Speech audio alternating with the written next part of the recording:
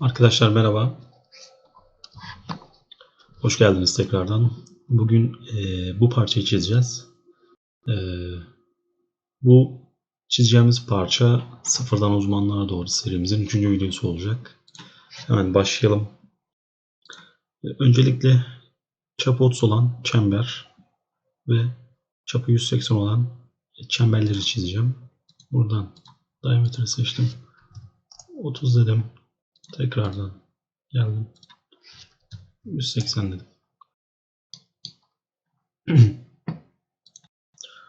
Daha sonra şuradaki poligonumu çizeceğim. Onun da mesafesini bana vermiş. Radyüsünü 45'miş. Ben onu çiziyorum.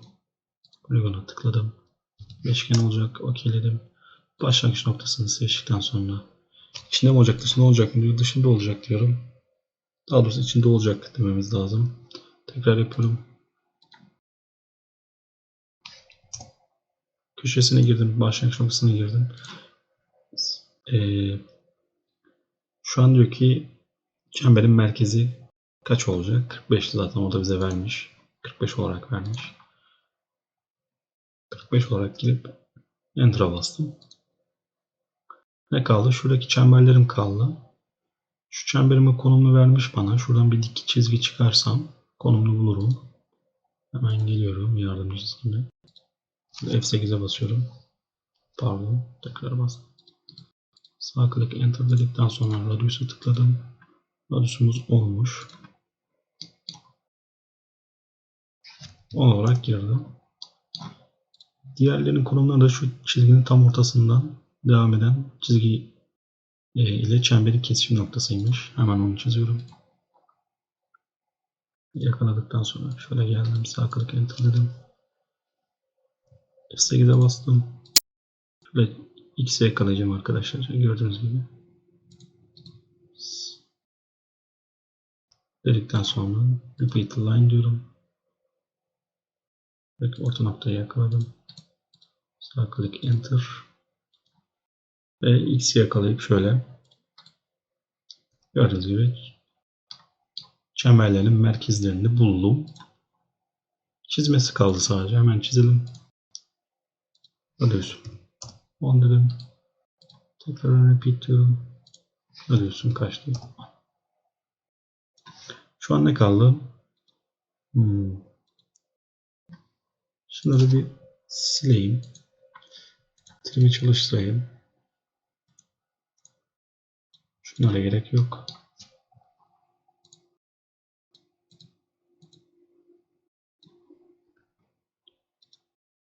Şimdi şuradaki radius 60 olan çemberimi çizeceğim. Pardon, arkamı çizeceğim, yay parçasını. Bunu çizmek için de arc'ta Start and Radius'u kullanacağım. Burada başlıyor, burada bitiyor. Olmadı. Tekrardan burada başlıyor. Burada bitiyor. Radius'um kaçtı? 60. Repeat arc dedim. Burada başlıyor. Burada bitiyor. Tekrardan buraya tıkladım. Burada başlıyor. Burada bitiyor. Yarıçapım 60. Aynı şekilde. Burada da yapıyorum. Başlıyor. Bitiyor. Bakayım şekli, evet, doğru yapmışız aslında. Başlıyor. Bitiyor. Şöyle seçtim tekrardan. 60, tekrardan Enter'a bastım. Burada başlıyor. Burada bitiyor ve bunu buradan seçmek gerekiyor böyle. Normalde tekrar etmesi lazım ama bazen saçmalıyor AutoCAD. Buradaki çemberleri oluşturmuş olduk radius 60 olan.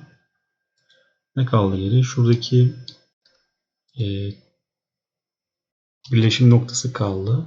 Bunun da genişliğini vermiş bana, 42.8'miş. O zaman yarısı kadar ben şu çizgiyi offsetlersem şu noktaları bulurum. O zaman ne kadar offsetlemem gerekiyor? 21.4 olarak offsetleyeceğim. Şöyle bakıyorum çizgime. Offset'e tıkladım. 21.4 dedim. Bu çizgimi sola, bu çizgimi sağ olarak offsetledim. Şu çizgimi Sildim. Hatta şunu da silebilirim. Şöyle şunları da sileyim. Enter'dan şunları da trimledim arkadaşlar. Şimdi bunlara bir parametrik ilişki vereceğim. Şu noktası sabit olsun. Şu noktası sabit olsun. Tanjant ilişkisi. Şuna tanjant. Tekrardan yapıyorum. Tanjant olsun. Trim Enter'dan fazlalık yerlerimizi trimleyelim.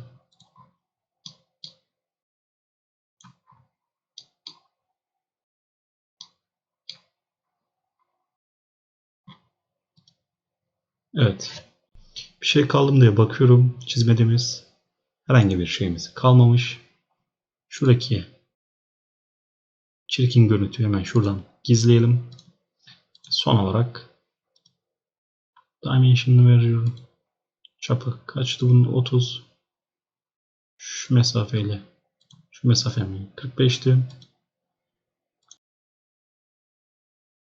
Şurası 60. Hemen şuraya verelim. Radyusum 10.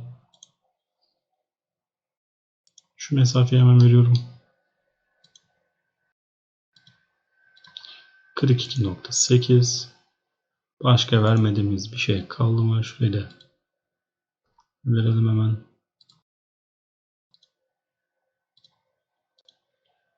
Kontrol ediyorum tekrar.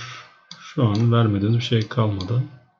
Aslında şuradaki merkez çizgisi var ama ona da gerek yok. O da 180 olarak çizmiştik zaten. İsterseniz onu da oluşturalım. Şeklimiz benzer olsun. Tıkladım. 180 dedikten sonra pardon.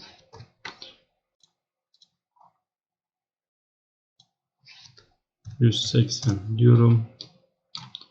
Seçtikten sonra şunu ben center olarak ayarlayacağım.